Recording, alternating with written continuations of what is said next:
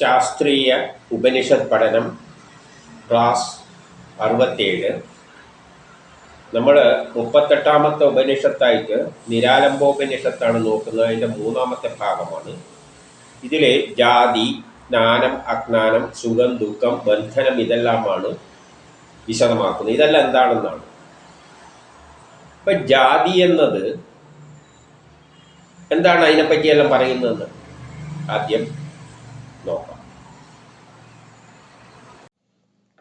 ജാതിരിതി ച ന ചർമ്മണോ ന രക്തസ്യ ന മാംസസ്യ ന ചാസ്തിന ജാതിരാത്മാനോ ജാതിർ വ്യവഹാര പ്രകൽപ്പിത കർമ്മേതി ച ക്രിയാമാണേന്ദ്രിയൈ കർമ്മണ്യഹംകാരോമീത്യാധ്യാത്മനിഷ്ഠ ദയാ കൃതം കർമ്മൈവ കർമ്മ അകർമ്മേതി ച കർത്തൃത്വ ഭോക്തൃത്വാദ്യഹംകാരതയാ ബന്ധരൂപം ജന്മാദി കാരണം നിത്യനൈമിത്തിക യാഗവ്രത തപോദാനാദിഷു ഫലാദിസന്ധാനം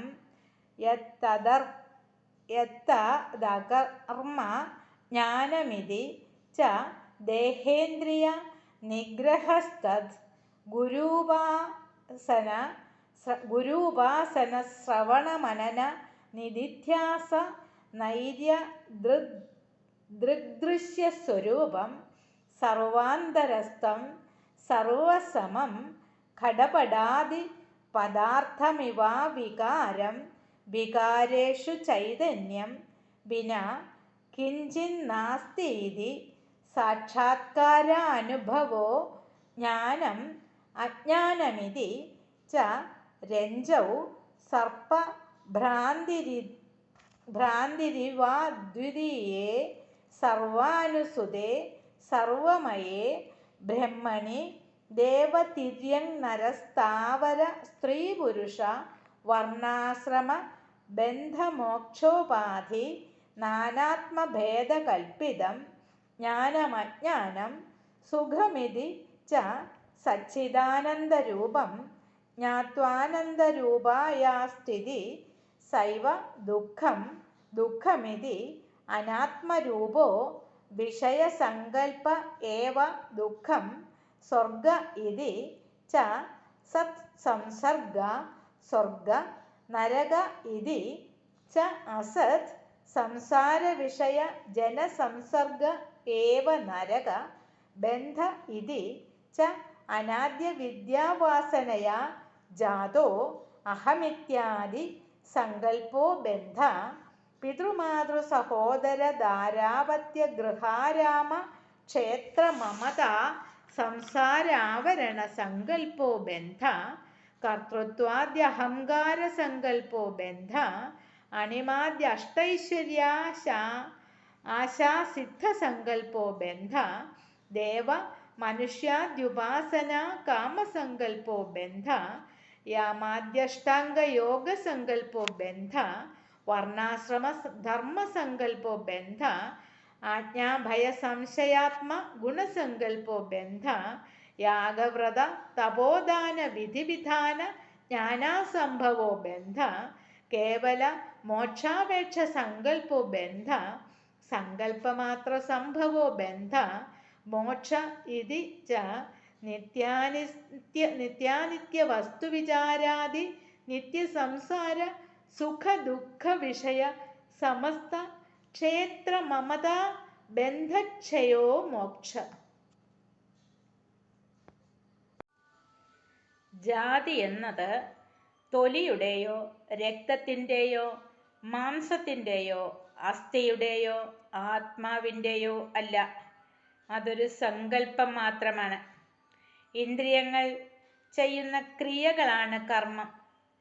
ഞാൻ ചെയ്യുന്നു എന്ന് അധ്യാത്മനിഷ്ഠയോടെ ചെയ്യുന്ന പ്രവൃത്തിയെ കർമ്മമാകൂ.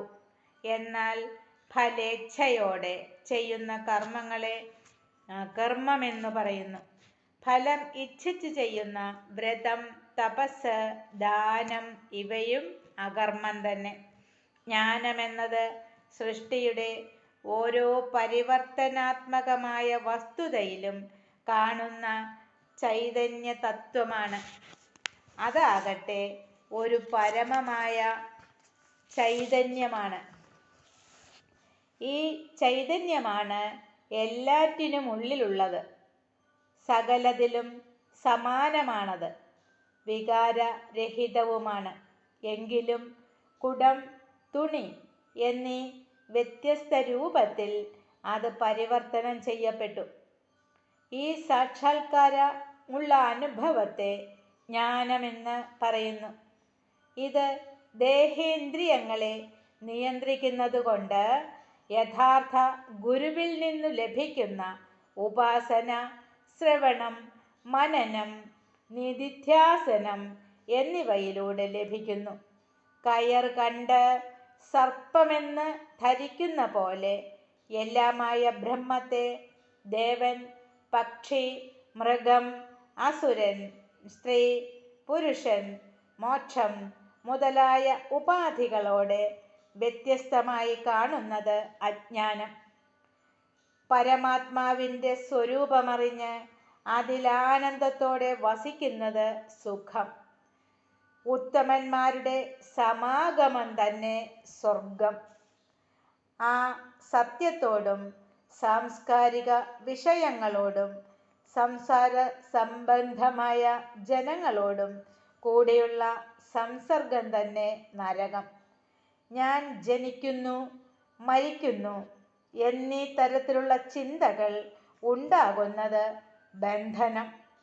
അത് എൻ്റെ അച്ഛൻ, അമ്മ, ശത്രു, മിത്രം എന്നീ ചിന്തയിലേക്ക് നയിക്കും.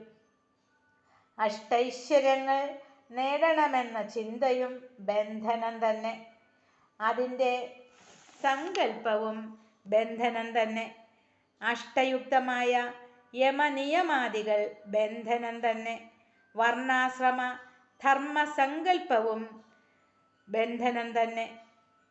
ആജ്ഞ, ഭയം, സംശയം, യജ്ഞം, വ്രതം, തപസ്, ദാനം ഇവയെല്ലാം ബന്ധനം തന്നെ.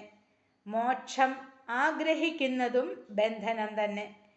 ലോകകാര്യങ്ങളിൽ മമതയാകുന്ന ബന്ധനത്തിൽ നിന്നും മുക്തമായി അവയ്ക്ക് നാശം സംഭവിക്കുന്നതാണ് മോക്ഷം. ഇവിടെ ജാതി എന്നത് തൊലിയുടെയോ രക്തത്തിൻ്റെയോ മാംസത്തിൻ്റെയോ അസ്ഥിയുടെയോ ആത്മാവിൻ്റെയോ അല്ല. അപ്പം ഞാനെന്നത് എൻ്റെ ഉള്ളിലുള്ള ആത്മാവാണ്. അപ്പം ഈ ആത്മാവ് പോലും അല്ല ജാതി. ജാതി എന്നത് തൊലിയുടെ നിറമൊന്നും നോക്കിയിട്ടൊന്നും തീരുമാനിക്കാൻ പറ്റില്ല. വെളുത്തവനും ഏത് ജാതിയിൽ പെടുന്നവനും പല നിറത്തിലും കാണും. രക്തത്തിൻ്റെ നോക്കിയിട്ടൊന്നും തീരുമാനിക്കാൻ പറ്റില്ല. അതായത് ജനിക്കുന്ന ബ്ലഡ് ഒരേ രക്തത്തിൽ ജനിച്ചവർ. അപ്പം ജനനം കൊണ്ടൊന്നും ഈ ജാതിയൊന്നും തീരുമാനിക്കാൻ പറ്റില്ല. മാംസത്തിൻ്റെയോ അല്ലെ മാംസത്തിൻ്റെ നല്ല തടീൻ്റെ നല്ല ഇറച്ചിയുള്ളവൻ ഇന്ന ജാതി അതൊന്നും പറയാനൊന്നും പറ്റില്ല. അസ്ഥീനെ നോക്കിയിട്ട്, അതായത് ഒന്ന് നോക്കിയിട്ടും ജാതി തീരുമാനിക്കാൻ ജനനം കൊണ്ടൊന്നും കിട്ടുന്ന സംഗതിയല്ല ഈ ജാതി. അതൊരു സങ്കല്പം മാത്രമാണ്. അതൊരു സങ്കല്പമാണ്. എന്താണ് അങ്ങനെയുള്ളൊരു സങ്കല്പം? ഒരു ജനത്തെ ഒരു നാലായിട്ടെല്ലാം തിരിച്ചിട്ടുണ്ട്. ഉദാഹരണമായിട്ട് എന്നും നമ്മൾ ചെയ്യുന്നുണ്ട്. നമ്മൾ SLCക്കെല്ലാം പഠിക്കുമ്പോൾ ഈ മാർക്ക് ഇടുന്നതിൽ ഏറ്റവും ഹൈ മാർക്ക് കിട്ടുന്നവരെല്ലാം ബുദ്ധിപരമായിട്ട് ചിന്തിക്കാൻ കഴിവുള്ളവരായിരിക്കും. അത് കുറയുന്നതനുസരിച്ച് അതുണ്ട്, ഗ്രേഡ് തിരിക്കുന്നുണ്ട്. ഇപ്പം നല്ല പോസ്റ്റിലേക്ക് ചിന്തിക്കാൻ കഴിവുള്ളവരെല്ലാം നല്ല ഹൈ മാർക്കുള്ളവരെ എടുക്കും. എന്നാൽ മിലിറ്ററിയിലേക്ക് പോകുമ്പോഴെല്ലാം ആരോഗ്യമാണ് നോക്കുക, ഒരു ക്ഷത്രിയ സ്വഭാവമാണ് നോക്കുക, ഓടിപ്പിച്ചിട്ട് ആരോഗ്യം എങ്ങനെയുണ്ട് എന്നെല്ലാം നോക്കുക. അപ്പോൾ നമ്മളെ സമൂഹത്തിലും ഉണ്ട്, ഇന്നും അതെല്ലാം തന്നെ ഉണ്ട്. അതാണ് ഈ first class, second class, third class മൂന്നായി. പിന്നെ തോറ്റവരെ ഒരു കൂട്ടും. അപ്പൊ ഈ തരംതിരിവ് എല്ലാ സ്ഥലത്തും ഉണ്ട്, ലോകത്തിൽ മുഴുവനുണ്ട്. അതായത് മനുഷ്യൻ കർമ്മം ചെയ്യുന്നത് ഒന്നിക്കൽ ബുദ്ധി ഉപയോഗിച്ചിട്ടായിരിക്കും, അല്ലെ നീതിമാന്മാര്, അല്ലെങ്കിൽ നല്ല യോദ്ധാക്കൾ, രാജ്യങ്ങളെല്ലാം നയിക്കാൻ കഴിവുള്ളവർ. പിന്നെ ചിലവർക്ക് ഇതിലൊന്നും വലിയ ബുദ്ധി അധ്വാനിക്കാനൊന്നും പറ്റില്ല, ആരെങ്കിലും സേവിച്ച് കിടക്കുക. ഇതെല്ലാം ജനനാൽ ചിലവരുടെ, നമ്മളെ കുടുംബത്തിൽ തന്നെ ഈ സ്വഭാവങ്ങളെല്ലാം കാണും. ചില കാര്യങ്ങളെല്ലാം നടപ്പാക്കണ്ടെങ്കിൽ ചിലവരെ വിട്ടാലേ നടക്കുകയുള്ളൂ. എന്നാൽ പഠിക്കാൻ വേറെ ചിലവർക്കാണ് കഴിയുന്നത്. എന്നാൽ എല്ലാവരെയും സേവിക്കാനുള്ള ഒരു മനോഭാവമുള്ളവർ പലരും. അപ്പോൾ ഇതെല്ലാം ഒരു സങ്കല്പത്തിൻ്റെ അടിസ്ഥാനത്തിൽ മാത്രമാണ്. പക്ഷെ നമ്മളെ ഉള്ളിലും തന്നെ എന്തുണ്ട്, നമ്മളെ കാര്യങ്ങളെല്ലാം ബുദ്ധിപരമായിട്ട് നമ്മൾ ചിന്തിച്ചിട്ട് തന്നെയാണ്. നമ്മൾ എന്തെങ്കിലും നേരിടണ്ടെങ്കിൽ നമ്മൾ തന്നെയാണ്. അപ്പം നമ്മളെ ക്ഷത്രിയ സ്വഭാവമാണ് പുറത്തേക്ക് വരുന്നത്. എന്തെങ്കിലും കർമ്മം ചെയ്യുമ്പോൾ നമ്മൾ ചിന്തിച്ചിട്ട് നമ്മളെ ബുദ്ധി ഉപയോഗിക്കുക, അത് ശരിയോ തെറ്റോ എന്നുള്ള വേറെ കാര്യം. അപ്പോൾ അവിടെ ബുദ്ധി തന്നെയാണ് ഉപയോഗിക്കുന്നത്. ബ്രാഹ്മണ സ്വഭാവമാണ്. നമ്മൾ പലവരെയും സഹായിക്കാനെല്ലാം നിൽക്കുന്നുണ്ട്, അപ്പോൾ വൈശ്യ സ്വഭാവമാണ്, അല്ലെങ്കിൽ ശൂദ്ര സ്വഭാവത്തിലേക്കെല്ലാം പോകുന്നുണ്ട്. അപ്പം നമ്മളിൽ തന്നെ ഇതെല്ലാം ഉണ്ട്. നമ്മളെ ശരീരത്തിൽ തന്നെ തല ബ്രാഹ്മണനാണ്, ബുദ്ധി തലകൊണ്ടാണ് ബുദ്ധിയല്ല. കൈ ക്ഷത്രിയനാണ്, ശരീരമാണ് വൈശ്യൻ, കാല് എന്ന് പറയുന്നത് ശൂദ്രനാണ്. അപ്പം ഇതൊന്നും നമുക്ക് വ്യത്യസ്തമായിട്ടൊന്നും അല്ലേ എടുത്ത് മാറ്റാൻ പറ്റുമോ, കട്ട് ചെയ്ത് മാറ്റാൻ പറ്റുമോ? ഞാൻ ഇന്നതാണ്, അതുകൊണ്ട് ആ ഭാഗം മതി, മറ്റേല്ല. അപ്പം ഇതൊരു സങ്കല്പമാണ്. അന്നുകൊണ്ട് ഇന്നുകൊണ്ട് എല്ലാ തരത്തിലും ആ തരത്തിലേ അതിനെ കാണേണ്ടത് ഉള്ളൂ. ഇന്ദ്രിയങ്ങൾ ചെയ്യുന്ന കർമ്മമാണ്, ക്രിയകളാണ് കർമ്മം. നമ്മൾ ഇന്ദ്രിയങ്ങൾ ചെയ്യുന്നതിനാണ് കർമ്മം എന്ന് പറയുന്നത്. കർമ്മം തന്നെ ഞാൻ ചെയ്യുന്നു എന്ന് ആധ്യാത്മനിഷ്ഠയോടെ ചെയ്യുന്ന പ്രവൃത്തിയാണ് കർമ്മമാവുകയുള്ളൂ. നമുക്ക് നമ്മളതായ ഉള്ളിലൊരു ക്വാളിറ്റി ഉണ്ട്, അത് വെച്ചിട്ട് നമ്മൾ ചിലതെല്ലാം ചെയ്യും. അത് നമ്മൾ പണം ചിന്തിച്ചിട്ടൊന്നുമല്ല. ഇപ്പം ആരെങ്കിലും ബോധം കെട്ട് വീണ് കഴിഞ്ഞാൽ നമ്മൾ പെട്ടെന്ന് ഓടിപ്പിടിച്ചിട്ട് അവരെ സഹായിക്കാനുള്ള ഒരു മനോഭാവം എല്ലാവരിലും ഒന്നുമില്ല. ചിലവരെ കണ്ടാൽ തലയിൽ തിരിച്ചങ്ങ് പോയി കളയും, ചിലവർ അങ്ങോട്ടേക്ക് കയറി, അല്ലെങ്കിൽ എവിടെയെങ്കിലും അധർമ്മം കാണുമ്പോൾ ചിലവർ കയറി ചാടി വീഴും, ചിലവർ ആ ഭാഗത്തേക്കേ പോകില്ല. അപ്പം അത് ക്ഷത്രിയ സ്വഭാവമാണ്. അധർമ്മം എല്ലാം കാണുമ്പോൾ അതിൻ്റെ അകത്ത് കയറി തലയിടുക. അപ്പം ഈ കർമ്മങ്ങളെല്ലാം നമ്മൾ ഉള്ളിൽ നിന്ന് വരുന്നതിനാണ് കർമ്മം എന്ന് പറയുന്നത്. എന്നാൽ ഫലേച്ഛയോടെ ചെയ്യുന്ന കർമ്മങ്ങളെ അകർമ്മം എന്ന് പറയുന്നത്. എന്നാൽ പണം കിട്ടാൻ വേണ്ടിയിട്ട് ചെയ്യുന്ന ജോലി ചെയ്യുന്നതെല്ലാം അകർമ്മമാണ്. അപ്പം നമ്മളെ ഇന്നത്തെ ജാതി വ്യവസ്ഥയിൽ ഉണ്ടായിരിക്കുന്നത് അവനവന് ജോലി ചെയ്ത് ശമ്പളം കിട്ടാൻ വേണ്ടിയിട്ടാണ്, വരുമാനത്തിന് വേണ്ടിയിട്ടാണ്. അപ്പം അതിൻ്റെ അടിസ്ഥാനത്തിൽ ജാതി തിരിക്കാൻ പാടില്ല. പക്ഷേ ജാതി ഉണ്ടായിരിക്കുന്നത് എങ്ങനെയാണ്? അച്ഛൻ തെങ്ങ് കയറ്റക്കാരനാണെങ്കിൽ മോനും തെങ്ങ് കയറ്റം, അച്ഛൻ ഡോക്ടറാണെങ്കിൽ മക്കളെയും പിടിച്ച് ഡോക്ടറാക്കും, അച്ഛൻ എഞ്ചിനീയർ ആണെങ്കിൽ മകനെ. അത് പണ്ടത്തെ കാലത്ത് ഡോക്ടർ എന്ന് പറഞ്ഞാൽ വൈദ്യരെ മോനും വൈദ്യർ, ജ്യോത്സ്യരെ മോനും ജ്യോത്സ്യർ, ഇങ്ങനെയെല്ലാം. പക്ഷെ അതെല്ലാം വയറ്റിപ്പിഴപ്പിന് വേണ്ടിയിട്ടാണ്. അതുകൊണ്ട് അങ്ങനെ ചെയ്യുന്ന കർമ്മങ്ങൾ, അല്ലെങ്കിൽ ഇന്ന് ജോലി എടുത്തിട്ട് PSC എല്ലാം എഴുതിയിട്ട് ഒരു ജോലി എടുത്തിട്ട് വലിയ സ്ഥാനങ്ങളിൽ ഇരിക്കുന്നവന് അവൻ പറയും ഞാൻ വലിയ സയൻറ്റിസ്റ്റ് ആണെന്ന്. പക്ഷേ സയൻറ്റിസ്റ്റ് എന്ന് ചോദിച്ചിട്ട് എങ്ങനെയല്ലോ കയറി പറ്റിയതായിരിക്കും. പക്ഷെ അതുകൊണ്ട് അവൻ വലിയ കണ്ടുപിടുത്തമൊന്നും നടത്താനൊന്നും പോകുന്നില്ല. അപ്പം അതെല്ലാം ഓരോരുടെ ജനന. കാരണം എത്ര PhD-കാരുണ്ട്, മലയാളത്തിൽ PhD, പക്ഷെ ഒരു വരി കവിത എഴുതാൻ പറ്റില്ല. അതിന് തകഴയോ മറ്റേ അങ്ങനെയുള്ളവരെല്ലാം വരണം, ONV കുറുപ്പിനെ പോലെയുള്ളവരെല്ലാം വരണം. ഇവർക്കെല്ലാം PhD എല്ലാം ഉണ്ട്. പക്ഷെ ഇവരെല്ലാം എഴുതിയാലും വ്യാഖ്യാനിക്കും അവർ. അല്ലാതെ ആർക്കും ഷേക്സ്പിയർ ഒന്നും ആകാനൊന്നും പറ്റില്ല. ഇംഗ്ലീഷിൽ നല്ല PhD എല്ലാം എടുത്തോണ്ടൊന്നും ഷേക്സ്പിയർ ഒന്നും ആവില്ല. അത് ഉള്ളിലുള്ള ഒരു ക്വാളിറ്റിയാണ്, തന്നാലെ വരുന്നതാണത്. അതാണ് കർമ്മം. അല്ലാതെ ജോലിയുടെ ഭാഗമായി പഠിച്ചിട്ട് ഓരോ പോസ്റ്റിലെല്ലാം ഇരുന്ന് കഴിഞ്ഞാലൊന്നും അതെല്ലാം എന്താണ്, അകർമ്മമാണ്. അത് ശമ്പളം കിട്ടാൻ വേണ്ടി ചെയ്യുന്നതാണ്. അപ്പൊ ഇനി പരമാത്മാവിന്റെ ഫലം ഇച്ഛിച്ച് ചെയ്യുന്ന വ്രതം, തപസ്, ദാനം ഇവയും അകർമ്മം തന്നെ. എന്തെങ്കിലും ഫലം ഉദ്ദേശിച്ചാണ് നമ്മൾ വല്ലവർക്കും ദാനം കൊടുക്കുന്നുണ്ടെങ്കിൽ, സമൂഹത്തിലൊരു സ്ഥാനം കിട്ടാൻ വേണ്ടിയിട്ട് ദാനം എല്ലാം കൊടുക്കുന്നത് അകർമ്മമാണ്. നമ്മൾ കർമ്മം എന്ന് പറഞ്ഞാൽ നമ്മുടെ ഉള്ളിൽ നിന്ന് വരണം.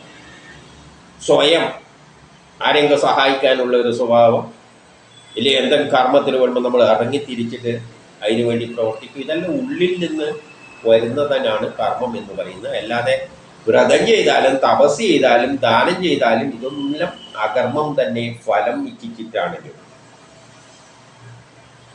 ജ്ഞാനം എന്നത് സൃഷ്ടിയുടെ ഓരോ പരിവർത്തനാത്മകമായ വസ്തുക്കളിലും കാണുന്ന ചൈതന്യ തത്വമാണ്. ജ്ഞാനം എന്ന് പറയുന്നത് ഈ പ്രപഞ്ചം ഏതിൽ നിന്നുണ്ടായോ, അത് എന്തിനു വേണ്ടി ഉണ്ടായി, അത് ഏതിൽ നിന്നുണ്ടായി എന്നെല്ലാം മനസ്സിലാക്കുന്നതാണ് ജ്ഞാനം. അതായത് ഈ പ്രപഞ്ചത്തിന്റെ പിന്നിൽ എന്താണ് യഥാർത്ഥത്തിൽ ഈ പ്രപഞ്ചമായി മാറിയത് എന്നത് മനസ്സിലാക്കുന്നതാണ് ജ്ഞാനം. അതാകട്ടെ അത് ആ പരമമായ ചൈതന്യമാണ്. ഈ ചൈതന്യമാണ് എല്ലാറ്റിനും ഉള്ളിലുള്ളത്. അപ്പൊ എല്ലാറ്റിൻ്റെയും ഉള്ളിലുള്ള ആ സംഗതിയെ സയൻസിലൂടെയാണ് അത് നമ്മൾ കണ്ടെത്താൻ ശ്രമിക്കുന്നത്. ഓരോ വസ്തു എന്താണ് കാണുമ്പോൾ അതെന്താണ്, അത് എന്തിൽ നിന്നാണ് തുടങ്ങി എന്ന് മനസ്സിലാക്കി അവസാനം ചെല്ലുമ്പോൾ അവസാനം എത്തുന്ന ബ്രഹ്മത്തെ മനസ്സിലാക്കുന്നതാണ് ജ്ഞാനം. ശാസ്ത്രലോകവും അതാണ് ചെയ്തുകൊണ്ടിരിക്കുന്നത്. വസ്തു എന്താണെന്ന് നോക്കി അത് തന്മാത്രയാണ്, പിന്നെ ആറ്റമാണ്, അത് ഇലക്ട്രോണാണ്, പ്രോട്ടോണാണ്, അകത്ത് കയറി ചെന്ന് അവസാനം എത്തുന്ന അതാണ് യഥാർത്ഥ ജ്ഞാനം. ഈ ചൈതന്യമാണ് എല്ലാറ്റിനും ഉള്ളിലുള്ളത്. സകലത്തിലും സമാനമാണത്. ആ സംഗതിയാകട്ടെ എല്ലാത്തിലും സമാനമാണ്. ഇന്ന് സയൻസ് കണ്ടെത്തിയിരിക്കുന്ന എന്താണ്, എല്ലാം ഉണ്ടായിരിക്കുന്നത് ഇലക്ട്രോണും പ്രോട്ടോണും കൊണ്ടാണ്. അപ്പൊ ഏത് വസ്തു എന്ത് തന്നെയാണ്, സമാനമാണ് അതിലുള്ളത്. ഇലക്ട്രോണും പ്രോട്ടോണും ഒരു പ്രത്യേക ക്രമത്തിൽ അറേഞ്ച് ചെയ്തത്. ഏത് കെട്ടിടം എടുത്തു കഴിഞ്ഞാൽ, വീടാകട്ടെ, പള്ളിയാകട്ടെ, അമ്പലമാകട്ടെ, എന്താകട്ടെ, അതെല്ലാം കുറെ കോൺക്രീറ്റും ചല്ലിയും മണലും എല്ലാം കൂട്ടിച്ചേർത്തിട്ട് ഒരു പ്രത്യേക ക്രമത്തിൽ അറേഞ്ച് ചെയ്തതാണ്. ഇതാണ് ജ്ഞാനം. അത് വികാരരഹിതവുമാണ്. അതിൻ്റെ അകത്തുള്ള ശക്തിവിശേഷം എന്ന ബ്രഹ്മം വികാരരഹിതമാണ്. എങ്കിലും അതെന്ത് ചെയ്യുന്നുണ്ട്, കുടം, തുണി എന്നീ വ്യത്യസ്ത രൂപങ്ങളിൽ അത് പരിവർത്തനം ചെയ്യപ്പെട്ടിട്ടുണ്ട്. അതാണ് ഇതെല്ലാമായിട്ട് മാറിയത് എന്ന തത്വം മനസ്സിലാക്കുന്നതാണ് ജ്ഞാനം. പക്ഷെ ആ സത്യത്തെ ഇതുവരെ ശാസ്ത്രലോകം പൂർണ്ണമായിട്ട് മനസ്സിലാക്കിയിട്ടില്ല.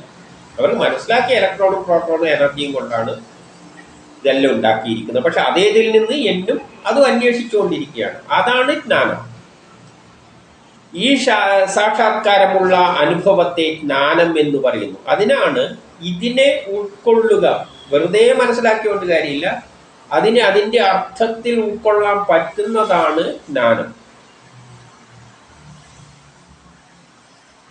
ഇത് ദേഹേന്ദ്രിയങ്ങളെ നിയന്ത്രിക്കുന്നത് കൊണ്ടും യഥാർത്ഥ ഗുരുവിൽ നിന്നും ലഭിക്കുന്ന ഉപാസന, ശ്രവണ, മനനം, നിത്യാഭ്യസനം എന്നിവയിലൂടെയും ലഭിക്കുന്നു. ഇത് കിട്ടേണ്ട എങ്ങനെയാണ്? നമ്മൾ തന്നെ ഇരുന്ന് പറഞ്ഞു തരാനൊന്നും പറ്റില്ല. ഗുരു കുറച്ചെല്ലാം പറഞ്ഞു തരും. അതിനെ പിന്നെ മനനം ചെയ്യുക. ഈ പറയുന്ന എന്താണെന്ന് സ്വയം മനസ്സിൽ ചിന്തിച്ചിട്ട് മനനം ചെയ്തിട്ട് അതിനെന്ത് വേണം, നമ്മളെ ഇന്ദ്രിയങ്ങളെ എല്ലാം നിയന്ത്രിച്ചിട്ട്. ഇത് കേൾക്കുമ്പോൾ തന്നെ യുക്തിവാദിയാണെങ്കിൽ ഇതൊന്നും ഉൾക്കൊള്ളാൻ പറ്റില്ല. അപ്പോൾ എന്ത് വേണം, ഇത് കേട്ട് സ്വയം മനസ്സിൽ അതിനെപ്പറ്റി എന്താ ഈ പറയുന്നതെന്ന് വിശകലനം ചെയ്തിട്ട് അങ്ങനെ കണ്ടെത്തുന്നതിനെയാണ്. ഇതിന് ഇന്ദ്രിയ നിയന്ത്രണം എല്ലാം ആവശ്യമാണ്. ഇതിലൂടെ നിത്യ അഭ്യാസം കൊണ്ടും ഇത് ലഭിക്കുന്നു. കയർ കണ്ട് സർപ്പം എന്ന് ധരിക്കുന്നത് പോലെ, ഒരു ഉദാഹരണത്തിലൂടെ കയർ കണ്ടിട്ട് ചിലപ്പോൾ നമുക്ക് രാത്രിയെല്ലാം തോന്നുന്ന സർപ്പം എന്ന്, അത് അജ്ഞാനമാണ്. അതുപോലെ എല്ലാമായ ബ്രഹ്മത്തെ, അപ്പൊ ഈ പ്രപഞ്ചം എല്ലാം ഉണ്ടായിരിക്കുന്നത് ആ ബ്രഹ്മത്തിൽ നിന്നാണ്. പക്ഷെ അത് വേറെ പല രൂപത്തിൽ നിൽക്കുന്നുണ്ട്. കയറ് പാമ്പിന്റെ രൂപത്തിൽ അത് നിന്നേ ഉള്ളൂ. യഥാർത്ഥത്തിൽ അതെന്ത് തന്നെയാണ്, കയറ് തന്നെയാണ്, പാമ്പിന്റെ രൂപത്തിൽ നിൽക്കുന്നത്. അതുകൊണ്ട് പാപ്പാവില്ല. അതുപോലെ ബ്രഹ്മം പല രൂപത്തിൽ ഏതെല്ലാമായിട്ട്, ദേവൻ, പക്ഷി, മൃഗങ്ങൾ, മത്സ്യം, മർത്യൻ, സ്ത്രീ, പുരുഷൻ, മോക്ഷം മുതലായ ഉപാധികളുടെ വ്യത്യസ്തമായി കാണപ്പെടുന്നതാണ് അജ്ഞാനം. അപ്പൊ ജ്ഞാനം എന്നത് ആ ബ്രഹ്മത്തെ എല്ലാം ഉണ്ടായ ആ വസ്തുവിനെ തിരിച്ചറിയുകയും, അല്ലാതെ അതാണ് എല്ലാമായി മാറിയത് എന്ന് മനസ്സിലാക്കുക.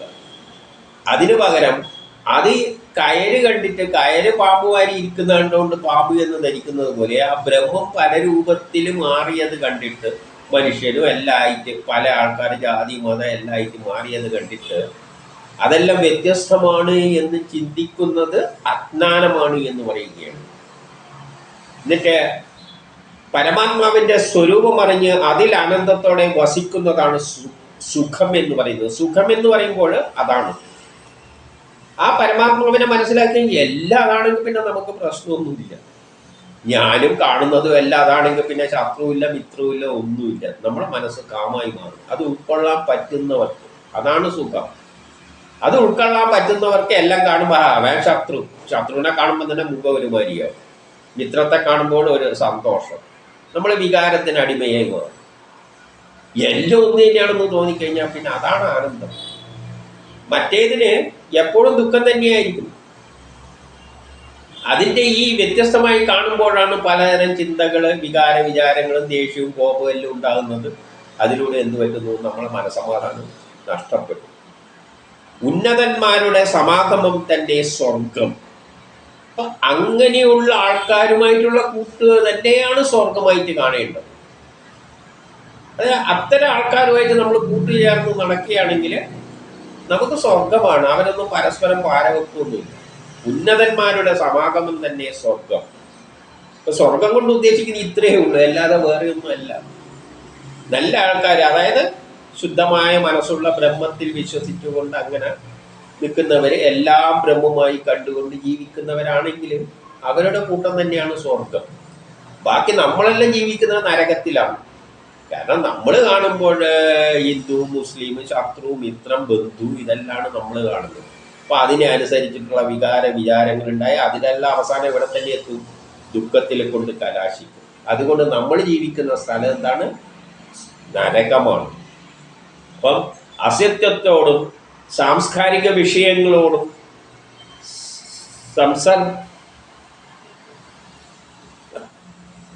ജനങ്ങളോടും സംസാരബന്ധമായ ജനങ്ങളോടും കൂടിയുള്ള സംസർഗം തന്നെ നരകം എന്ന് പറയുകയാണ്. അപ്പോൾ അസത്യം, അതായത് എല്ലാത്തിനെയും വ്യത്യസ്തമായി കണ്ട്, പലതരത്തിൽ കണ്ട്, സാംസ്കാരിക വിഷയങ്ങൾ, ഇത്തരം വിഷയങ്ങളുമായിട്ടെല്ലാം ബന്ധപ്പെട്ട് സംസാരബന്ധമായ ജനങ്ങളോടുകൂടി, ഇത്തരം ജനങ്ങളോടുകൂടി ജീവിക്കുന്നത് തന്നെയാണ് നരകം. അപ്പം നമ്മുടെ നരകം എന്ന് പറഞ്ഞാൽ ഇതെല്ലാം ഈ മായയിൽ അകപ്പെട്ട് ജീവിക്കുന്ന ആൾക്കാരുമായിട്ട് കൂടിച്ചേർന്ന് നിൽക്കുന്ന സ്ഥലം തന്നെയാണ് നമ്മുടെ നരകം. അപ്പം ഇതിൽ നിന്നും രക്ഷപ്പെടണമെങ്കിൽ ഇത്തരം വിഷയങ്ങളെ ഭൗതിക ലോകങ്ങളുമായിട്ട് ബന്ധപ്പെട്ട് ജീവിക്കുന്നവരിൽ നിന്നും മാറി ഇതെല്ലാം വിട്ടിട്ട് സ്വതന്ത്രമായിട്ട് ഈ ലോകത്തിലൊന്നും താല്പര്യം, ഇതെല്ലാം നിത്യമാണ് ചിന്തിക്കുന്ന ഒരു വിഭാഗത്തോടൊപ്പം അങ്ങ് ജീവിച്ചങ്ങ് പോവുക. അതാണ് സ്വർഗം. അപ്പം സ്വർഗവും നരകവും എങ്ങനെയാണ് വരുന്നത്? ഭൗതിക ജീവിതത്തിൽ ജീവിക്കുകയാണെങ്കിൽ നരകത്തിൽ തന്നെയാണ് ജീവിക്കുന്നത്. എപ്പോഴും കഷ്ടപ്പാടും ദുഃഖവും. അത് പറഞ്ഞല്ലോ, നേരത്തെ തന്നെ പറഞ്ഞു, നമ്മളെ കർമ്മം ചെയ്യിക്കാൻ ഓരോ ആഗ്രഹങ്ങൾ ഉണ്ടാക്കിയിട്ടാണ് ചെയ്യിപ്പിക്കുന്നത്. ഒരിക്കലും നമ്മൾ ആഗ്രഹം സാധിക്കാൻ പോകുന്നില്ല. ഒന്ന് സാധിച്ചാൽ അടുത്തത് വേറൊന്ന്, അതിൻ്റെ അടുത്ത് തന്നെ വേറൊന്ന് ഉണ്ടാക്കിയിട്ട് വേറെ ആഗ്രഹം, അത് കിട്ടാതിരിക്കുമ്പോൾ അതൃപ്തി. ഇത് തന്നെയാണ് നരകത്തിലാണ് നമ്മൾ ജീവിക്കുന്നത്. അങ്ങനെയുള്ള ജനങ്ങളുമായിട്ട് കൂടിച്ചേർന്ന് അടിയും പിടിയും എല്ലായിട്ട് ജീവിക്കുന്നത് നരകത്തിൽ ജീവിതം തന്നെയാണ്. നരകം വേറെ അടിയൊന്നുമില്ല, ഇവിടെ തന്നെയാണ്. എന്നാൽ ഇതെല്ലാം വിട്ടിട്ട് ഒന്നിനും താല്പര്യമില്ല, നമ്മളതായ ലോകത്തിലേക്ക് അങ്ങ് പോകുന്നു. അങ്ങനെയുള്ള ആൾക്കാരുടെ കൂട്ടത്തിൽ, കാരണം ഇപ്പോൾ ഹിമാലയത്തിലല്ലേ എവിടെയെങ്കിലും വല്ല എടുത്തു പോകുമ്പോൾ അങ്ങനെയുള്ള ആൾക്കാരാണ് അവിടെ ഉണ്ടാവുക. അവിടെ കൂടുന്നത് തന്നെയാണ് സ്വർഗം. ഞാൻ ജനിക്കുന്നു മരിക്കുന്നു എന്ന തരത്തിലുള്ള ചിന്തകൾ ഉണ്ടാക്കുന്നത് ബന്ധനം. ഞാൻ ജനിക്കുന്നു മരിക്കുന്നു, അതായത് ഞാൻ ഉണ്ടാകുന്നു, ഞാൻ എന്ന ചിന്ത, അതാണ് ബന്ധനം. ഞാനുണ്ടെങ്കിൽ നീയുണ്ട്. അപ്പോൾ എന്തായി? ബന്ധനമായി. ആ നീ ചിലപ്പോൾ ശത്രുവാകും, ചിലപ്പോൾ മിത്രമാകും, ബന്ധുവാകും. അതോടുകൂടി ബന്ധനങ്ങൾ തുടങ്ങി. അപ്പം ഞാൻ ജനിക്കുന്നു മരിക്കുന്നു, എന്നിൽ ഞാനെന്ന ചിന്ത ജനിക്കുന്നത് മുതൽ നമ്മൾ എന്തിൽ പെട്ടു? ബന്ധനത്തിൽ അകപ്പെട്ടു. അപ്പോൾ അത് എൻ്റെ അച്ഛൻ, അമ്മ, ശത്രു, മിത്രം എന്നീ ചിന്തയിലേക്ക് നയിക്കും. അഷ്ടൈശ്വര്യങ്ങൾ നേടണമെന്ന ചിന്തയും ബന്ധനം തന്നെ. എന്ത് ഐശ്വര്യം നേടണമെന്നുള്ള ചിന്ത, ഇപ്പം എല്ലാവരും അഷ്ടൈശ്വര്യങ്ങൾ നേടാൻ വേണ്ടിയിട്ട്, അതെല്ലാം ബന്ധനം തന്നെയാണ്. അതിൻ്റെ സങ്കല്പം, അങ്ങനെ ചിന്തിക്കുന്നത് പോലും, നേടിയില്ലെങ്കിലും ചിന്തിക്കുന്നത് പോലും ബന്ധനമാണ്. യമനിയമാദികളെല്ലാം ബന്ധനം തന്നെയാണ്. ഇതിനു വേണ്ടിയിട്ട് നമ്മൾ നിയമങ്ങളെല്ലാം അനുസരിക്കുന്നതെല്ലാം എന്തിനു വേണ്ടിയിട്ടാണ്? ചില ഐശ്വര്യങ്ങൾ നേടാൻ വേണ്ടിയിട്ടാണ്. അതെല്ലാം തന്നെ ബന്ധനം തന്നെയാണ്. വർണ്ണാശ്രമധർമ്മവും സങ്കല്പവും എല്ലാം ബന്ധനം തന്നെ. ഈ വർണ്ണാശ്രമധർമ്മം, ആശ്രമധർമ്മം, അതായത് ബ്രഹ്മചര്യം, ഗൃഹസ്ഥാശ്രമം, വാനപ്രസ്ഥം, സന്യാസി, ഇങ്ങനെ കുടുംബജീവിതം നയിക്കുക. എല്ലാവരും ഈ നാലവസ്ഥയിലൊക്കെയാണ് പോകുന്നത്. ഇതെല്ലാം ബന്ധനം തന്നെയാണ്. അജ്ഞത, ഭയം, സംശയം, യജ്ഞമെല്ലാം ചെയ്യുന്നത്, വ്രതം നടത്തുക, തപസ്സനുഷ്ഠിക്കുക, ദാനം ചെയ്യുക, ഇവയെല്ലാം ബന്ധനം തന്നെയാണ്. ദാനം ചെയ്യുക എന്ന് പറയുന്നതും ബന്ധനമാണ്. വ്രതം അനുഷ്ഠിക്കുക, വ്രതം എന്തിനാണ് അനുഷ്ഠിക്കുന്നത്? എന്തോ കാര്യത്തിന് വേണ്ടിയിട്ടാണ്. യജ്ഞം ചെയ്യുക, തപസ് ചെയ്യുന്ന എന്തിനു വേണ്ടി? എന്തോ ഒരു ലക്ഷ്യത്തിനാണ്. ആ ലക്ഷ്യത്തിലൂട്ടി ഒന്നും നമുക്ക് ബന്ധനം മാറില്ല. നമ്മൾ ഓരോന്നിനോട് മനസ്സിനെ ഓരോന്നിനോട് ബന്ധിപ്പിച്ചു പോവുകയാണ്. ബന്ധനം എന്നതുകൊണ്ട് മനസ്സെന്തോ വ്രതം അനുഷ്ഠിക്കുക, എന്നാൽ പിന്നെ ഇന്ന് വ്രതം അനുഷ്ഠിച്ചാണ്. അപ്പോൾ ഒരു വ്രതത്തോടുള്ള ഒരു ബന്ധം നമ്മുടെ മനസ്സ് അതിലേക്ക് ബന്ധപ്പെട്ട് പോവുകയാണ്. പിന്നെ അതിൻ്റെ പിന്നാലെ വ്രതവും നോക്കി നടക്കും. ഓ, തെറ്റിപ്പോയോ വ്രതം, എന്തെല്ലാം ചെയ്യണം, ഇന്ന വ്രതം ചെയ്യുമ്പോൾ എന്തെല്ലാം ചെയ്യണം, ഇങ്ങനെ കുറേ ചിന്തകൾ ഇതിൻ്റെ ഒന്നും ആവശ്യമില്ല. ഒരു ചിന്തയും വേണ്ട, കളഞ്ഞേക്കുക. അതാണ് ബന്ധനത്തിൽ നിന്ന് മുക്തമാകാനുള്ള ഒരു ചിന്തയും ഇല്ല, വ്രതവും ഇല്ല, ദാനവും ഇല്ല. എന്ത് ദാനം എന്തിനാ കൊടുക്കുന്നത്? ഞാൻ തന്നെയാണ് മറ്റേത്. പിന്നെ ഞാൻ ഒരു കൈ എടുത്ത് മറ്റേ കൈക്ക് കൊടുക്കേണ്ട ആവശ്യമുണ്ട്. അപ്പൊ ഈ പറയുന്നതെല്ലാം തന്നെ ആചാരങ്ങളെല്ലാം തന്നെ ബന്ധനത്തിലേക്കാണ് പോകുന്നത്. ഇവയെല്ലാം ബന്ധനം തന്നെ. മോക്ഷം ആഗ്രഹിക്കുന്നതും ബന്ധനം തന്നെയാണ്. ആരെങ്കിലും എനിക്ക് മോക്ഷം കിട്ടണം എന്ന് ആഗ്രഹിച്ചു കഴിഞ്ഞാൽ മനസ്സിലൊരാഗ്രഹം വന്നു, മോക്ഷം നേടണമെന്ന്. ഓ, എനിക്ക് മോക്ഷം നേടണം, സന്യാസിയാണ്, ഇത് ചിന്തിക്കുന്നതന്നെ ബന്ധനമാണ്. അപ്പം ബന്ധനത്തിൽ അകപ്പെടുന്നവന്റെ ഉള്ളിൽ ഒരു ചിന്തയും വരില്ല. ആ ചിന്ത ഉണ്ടാക്കുന്നത് ആ ശക്തിയാണ്. ആ ശക്തി ഒരു ചിന്ത ഉണ്ടാക്കുമ്പോൾ അതിൻ്റെ പിന്നാലെ ഓടും. ആ മോക്ഷം കിട്ടണം എന്നുള്ള ഒരു ചിന്ത ഉണ്ടാക്കും, അതിൻ്റെ പിന്നാലെ ഓടും. അതും ബന്ധനം തന്നെയാണ്. പക്ഷെ ഒരു ചിന്തയെ ആ ശക്തി ഉണ്ടാക്കുന്നില്ലെങ്കിൽ നമ്മൾ കാമായിരിക്കും, ഒന്നും വേണ്ട. അതാണ് ബന്ധനത്തിൽ നിന്നുള്ള മുക്തി. അപ്പം ബന്ധനത്തിൽ നിന്ന് മോക്ഷപ്രാപ്തിയിലേക്ക് പോകണ്ടെങ്കിൽ നമ്മുടെ മനസ്സിൽ ഒരു ചിന്തയും പാടില്ല. വ്രതമോ അല്ലെങ്കിൽ നല്ല ആയിട്ട് ജീവിച്ച് കളയാം, അല്ലെങ്കിൽ ഭക്ഷണത്തിൽ നിയന്ത്രണങ്ങൾ വരുത്തുക, അല്ലെങ്കിൽ വ്രതം അനുഷ്ഠിക്കുക, ഇന്ന ദേവന്റെ അടുത്ത് പോകുക, ഇതെല്ലാം ചിന്തിക്കുക എന്ന് പറഞ്ഞാൽ ബന്ധനത്തിലാണ് അകപ്പെടുന്നത്. ഇതൊന്നും ആവശ്യമില്ല. ഒരു ചിന്തയും നമ്മളെ മനസ്സിലുണ്ടാകാതെ അവസ്ഥയാണ് മോക്ഷം. എന്തെങ്കിലും ഒരു ചിന്ത ഉണ്ടായാൽ, ഓ സന്യസിക്കണമെന്ന് ചിന്ത ഉണ്ടായിപ്പോയാൽ തന്നെ ബന്ധനമായി. ആ മനസ്സിനെ, ആ ശക്തി സന്യാസത്തിലേക്ക് വലിച്ചു കൊണ്ടുപോവുകയാണ്. ബന്ധിപ്പിച്ചു, സന്യാസം എന്ന ഒരു ആശയവുമായിട്ട് ബന്ധിപ്പിച്ചു. എന്നാൽ ശക്തി ഒന്നും ഉണ്ടാക്കുന്നില്ലെങ്കിൽ കാമം. ഇത് ഒരു റേഡിയോൻ്റെ അകത്ത് ഒരു വോൾട്ടേജോ സിഗ്നലും വരുന്നില്ലെങ്കിൽ അതാണ് അവസ്ഥ. ആ റേഡിയോ അതേമാതിരി നിൽക്കും, ഒന്നും ചെയ്യാതെ. സിഗ്നലും വരുന്നില്ല, സപ്ലൈയും കൊടുത്തിട്ടില്ലെങ്കിൽ എങ്ങനെയാണോ നിൽക്കുന്ന ആ അവസ്ഥയിലേക്ക് ആ ശക്തി ഒരു ചിന്തയും നമ്മളെ മനസ്സിലുണ്ടാക്കാതെ അവസ്ഥയിൽ എത്തുമ്പോഴാണ് മോക്ഷം കിട്ടുക. ലോകകാര്യങ്ങളിൽ മമതയാകുന്ന ബന്ധനത്തിൽ നിന്നും മുക്തമായി അവയ്ക്ക് നാശം സംഭവിക്കുന്നതാണ് മോക്ഷം. അപ്പം മോക്ഷം എന്ന് പറയുന്നത് ലോകകാര്യങ്ങളിൽ നിന്നുള്ള കാര്യങ്ങളിൽ നിന്ന് എല്ലാത്തിൽ നിന്നും മുക്തിയാകണം. അവയ്ക്ക് നാശം സംഭവിക്കണം. മനസ്സിൽ ഒരു തരം ചിന്തയും വരണം. സന്യസിക്കാനുള്ള ചിന്ത പോലും മനസ്സിൽ വരുന്നു. അതാണ് വിരക്തി. ഒന്നിലും താല്പര്യമില്ലാതെ അവസ്ഥ വരിക. സന്യസിക്കാനും തോന്നുന്നില്ല. പക്ഷെ അവൻ നിൽക്കുന്നത് ഏതാണ്? സന്യാസീൻ്റെ അവസ്ഥയിലാണ്. അതാണ് സന്യാസീൻ്റെ അവസ്ഥ. സന്യസിക്കാൻ പോയാലേ ആത്മീയതയിലേക്ക് പോകണം. എനിക്ക് ഈ ചിന്ത വരുന്നത് തന്നെ ബന്ധനമാണ്. ഒന്നുമില്ലാതെ പ്ലെയിൻ. ഈ നിമിഷം മുതൽ എൻ്റെ മനസ്സിൽ ഒന്നും തോന്നുന്നില്ല. അങ്ങനെ ഒരു അവസ്ഥ അത് ആരെ ഉണ്ടാക്കാൻ പറ്റും? ആ ശക്തി, ഈ മനസ്സിൽ വരുന്ന ചിന്തകളെ നിയന്ത്രിക്കുന്ന ആ ശക്തി വിശേഷം ഇനി ഇവനെ കൊണ്ട് ഒരു കർമ്മവും ചെയ്യിക്കാനില്ല. ഒരു കർമ്മം എന്ന് പറഞ്ഞാൽ സന്യാസത്തിലേക്ക് പോകുന്ന ഒരു കർമ്മം തന്നെയാണ്. അതും വേണ്ട, അതും ഉണ്ടാക്കാതെ അവസ്ഥ വരുമ്പോൾ നമ്മളെ മനസ്സ് കാമാവും. ഒരു ചിന്തയും മനസ്സിൽ വരില്ല. അതാണ് എല്ലാത്തോടും എന്നുള്ള മോക്ഷം.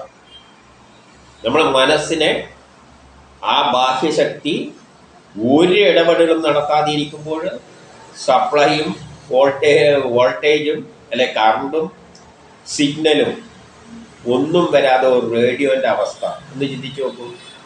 അതിന് വോൾട്ടേജും കൊടുക്കുന്നില്ല, സിഗ്നലും കൊടുക്കുന്നില്ല. ആ പെട്ടി അങ്ങനെ കിടക്കുക, അതേമാതിരി മനസ്സായി പോവുക. അതാണ് മോക്ഷം. അല്ലാതെ വേറെ എന്ത് ചിന്തിച്ചിട്ട് ഇന്നേന് എന്ന് ചിന്തിച്ചു പോയാൽ അത് ബന്ധനമാണ്. അപ്പൊ ആത്മീയതയിലേക്ക് തിരികുക എന്ന ചിന്ത ആരെങ്കിലും പറയാണ് ആത്മീയതാണ് ഇതെല്ലാം മിഥ്യയാണ് എന്ന് പറഞ്ഞു കഴിഞ്ഞാൽ ആ ശരി, എന്നാ പിന്നെ ആത്മീയതയിലേക്ക് തിരികുക, അത് ബന്ധനമാണ്. അയാൾ പറയുന്ന വാക്കിന് ബന്ധിച്ചു അതിന്റെ പിന്നാലെ പോവുകയാണ്. പിന്നെ അതുകൊണ്ട് മോക്ഷത്തിലേക്കൊന്നും എത്താൻ പോകുന്നില്ല. മോക്ഷത്തിൽ അപ്പൊ ഇത് ചിന്തിക്കുമ്പോൾ ഒന്ന് മനസ്സിലാക്കണം, ഇതെല്ലാം മനസ്സ് കയറി വരുന്നതാണ് ഈ ചിന്തകൾ. ഈ ചിന്തകൾ കയറി വരാത്ത ഒരവസ്ഥ എപ്പോൾ നമ്മളിൽ ഉണ്ടാവുന്നോ അതാണ് മോക്ഷം. അതെപ്പോഴേ ഉണ്ടാവുകയുള്ളൂ. ആ ശക്തി തന്നെ വിചാരിക്കണം. ഇവനെ കൊണ്ട് ഇനി ഒരു ജോലി ചെയ്യിപ്പിക്കണ്ട, ഇവന് വോൾട്ടേജും കൊടുക്കണ്ട, ഇവന് സിഗ്നലും കൊടുക്കണ്ട, ഒന്നും കൊടുക്കണ്ട, ഇവനങ്ങനെ ഇരിക്കട്ടെ എന്നാണ് നമ്മളങ്ങനെ ഇരിക്കും. ഒന്നുമില്ല. സന്യാസിയാനുള്ള ചിന്തയില്ല, ബ്രഹ്മത്തിൽ പോയി ലയിക്കാനുള്ള ചിന്തയില്ല, ഒരു ചിന്തയില്ല. അതാണ് മോക്ഷം. നേരത്തെ പറഞ്ഞു കഴിഞ്ഞു. ഇത് തിരിച്ചറിയേണ്ടെങ്കിൽ സ്വയം ഇരുന്ന് മനസ്സിൽ ഇതിനെപ്പറ്റി ചിന്തിച്ചുകൊണ്ടിരിക്കണം. അപ്പോൾ ഇതിൻ്റെ അർത്ഥം മനസ്സിലാവുകയുള്ളൂ. അതുകൊണ്ട് മോക്ഷം കിട്ടില്ല. ആ ചിന്തയിലേക്ക് പോകുമ്പോഴും നമ്മൾ ആ ചിന്തേൻ്റെ പിന്നാലെ ആയിപ്പോയി. മോക്ഷത്തിലല്ല, നമ്മൾ ബന്ധനത്തിലാണ്. പക്ഷേ ഈ മോക്ഷം എന്താണെന്ന് മനസ്സിലാക്കണ്ടെങ്കിൽ സ്വന്തം ഇരുന്ന് ശാന്തമായിരുന്ന് പഞ്ചേന്ദ്രിയങ്ങളെല്ലാം നിയന്ത്രിച്ച് ഈ പറഞ്ഞതിനെപ്പറ്റി സ്വയം ചിന്തിച്ചുകൊണ്ടിരിക്കുമ്പോൾ എന്താണോ ആ അവസ്ഥ എന്ന് സ്വയം മനസ്സിലാക്കി എടുക്കണം. അല്ലാത്ത വേറെ വഴിയില്ല.